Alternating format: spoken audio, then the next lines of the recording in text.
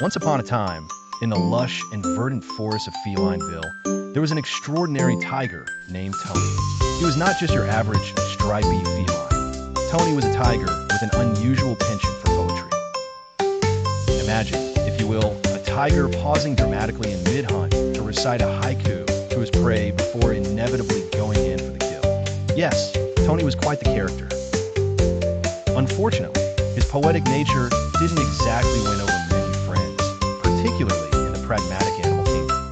Who wants to listen to limericks about roaring or sonnets about stripes? However, Tony was undeterred and continued to grace the forest with his lyrical prowess. Enter Frederick the Fox, or Freddy Slick-Paws, as he liked to be known.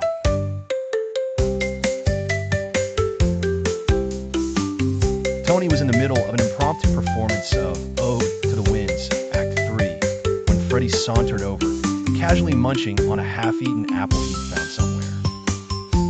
"Tony, my pachyderm friend," Freddy began, demonstrating his less-than-stellar zoological knowledge. "Have you ever thought about expanding your audience? Why stick to the forest when you could, I don't know, take your poetry on the road?" Tony stopped, his tail thrumming the ground in thought. "You mean a tour? Where creatures across the land could hear my words?" "Exactly, my thick-striped poet," Freddy continued, finding it difficult to suppress his chuckle. "You gotta think big. Recite atop the crocodile-laden Bugaboo River. Share a haiku from the dizzying heights of Misty Mountain. The world is your oyster." "An excellent idea, my fox friend," Tony replied enthusiastically, entirely unaware of the sarcasm practically dripping off every word Freddy spoke. And so Tony set off on his tour de forest, reciting rhymes to utterly unconvinced warthogs and composing couplets before very bemused chameleons. Meanwhile, Freddy opted to simply kick back in Tony's now vacant den, enjoying the solitude and, more importantly, the collection of untouched gourmet meat Tony always had stored away.